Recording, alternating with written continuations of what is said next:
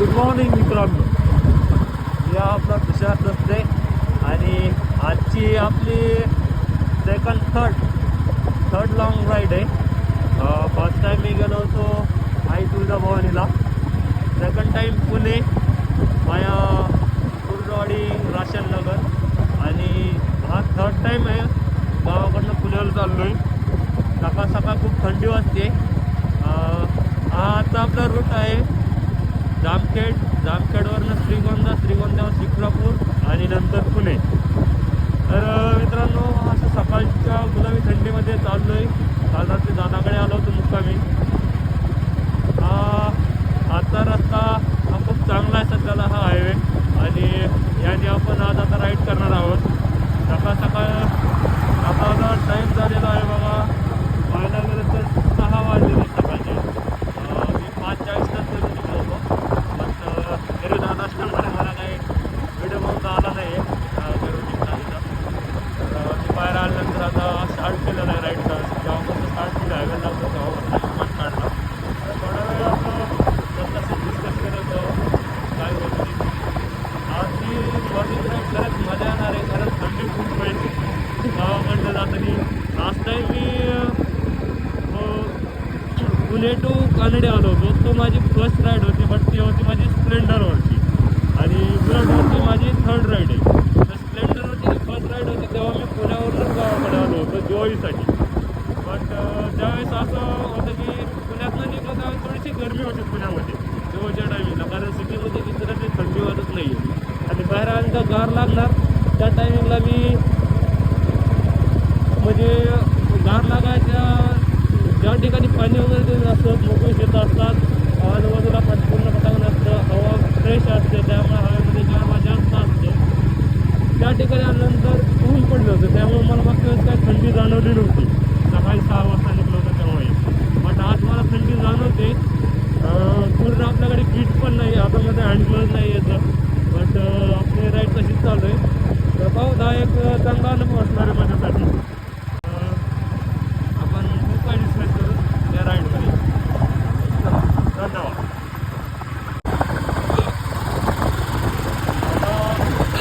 सकाळच्या वाजले जवळपास 6 वाजून 22 मिनिटं झाले. आय थिंक काय साहेब उठलेले दिसतात. मला उचकी लागलेली आहे, म्हणजे आता माझं असं वाटतं की जवळपास 25 किलोमीटरच्या पुढं आपण रन केलेला आहे. म्हणजे आपण क्रॉस चालू केल्यापासून. तर त्या 25 किलोमीटरमध्ये खूप मजा आली. थंडी पण खूप वाढली. हात असे एकदम सुन्न पडलेले आहेत माझे दोन्ही हात. एक हातात मोबाईल धरू वाटत नाही डाव्या हातामध्ये, आणि उजवा हात कायमस्वरूपी ॲक्सलरेटरवरती, आणि तो जसा आहे तसा कॉन्स्टंट आहे, फक्त कमी जास्त होत नाही. कारण आपण आतापर्यंत कॉन्स्टंट स्पीड आलेलं, तर स्पीड जास्त पळवलंच नाही, कारण थंडी जास्त वाजते आणि थंडी जास्त आणि गेअर नाहीत आपल्याकडे विशेष म्हणजे. त्यामुळे मग ऑक्सिजन स्पीड 60-70-60 स्पीडनं काढलेलं आहे. साधारणतः 50 किलोमीटर झाल्यानंतर सहज उत्पन्न लेवलवर राईड टाकायची जाणार. पण लहान वेळेचा शेवटचा व्हिडिओ बनवायचा आपण त्याच्या आठवणीमध्ये. आपण लहान कुठे असतो सगळ्यात जास्त काळजी करणारे आपले आई असतात. त्यामुळं गाडी चालवताना आपण देशभक्ती चालवायची, जास्त पळवायची नाही, काय नाही. असा एक विचार करायचा की आपल्या वाटेवर आपलं काळजी करणारं कोणतरी आहे या जगाच्या पाठीवर. काळजी करणारे आपल्याला भरपूर लोक असतात, मित्र, नातेवाईक, भाऊ, बहीण. पण सगळ्यात जास्त जी निसर्गपणे काळजी घेणार असतात ते आपल्या आई वडील. आणि सकाळ मला खूप चांगली याचा अर्थ मला माहिती आहे की नवीन काम करता असणार आहे, आणि मी तिला फक्त थांबल्यानंतर नक्की कॉल करून तेव्हा आपल्याला 7 वाजता.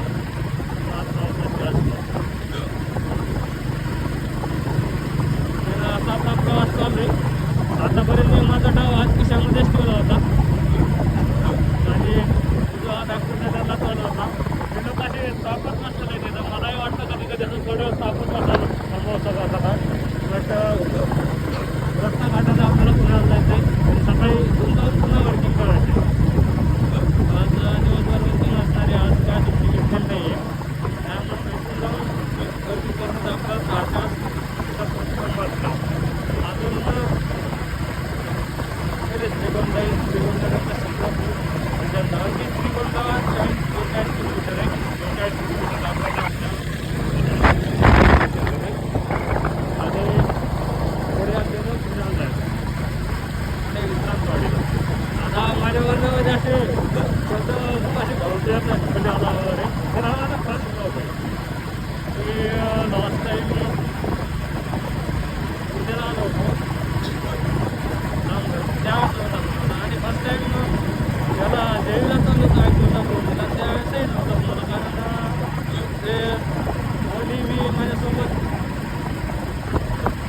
होते मला. आणि आजचा हा माझा सोलो राईड आहे. Solo ride long run with my bullet first time. त्याच्याबद्दल सोलो राईड मी केलेला आहे. लॉंग राईड आपले जॉगिंग करतायत त्या आर्मीची तयारी करतात ते वगैरे चाललेले काही काही मळे वगैरे घेऊन चाललेले तर त्याबद्दल हे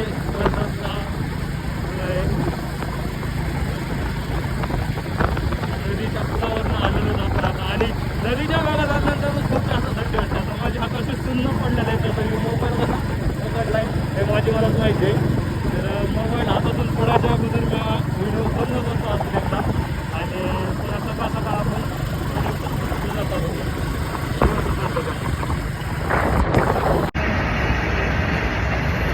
आता सकाळी ते 7:30 वाजत आलेले आहेत. दिवस उजळलेला आहे.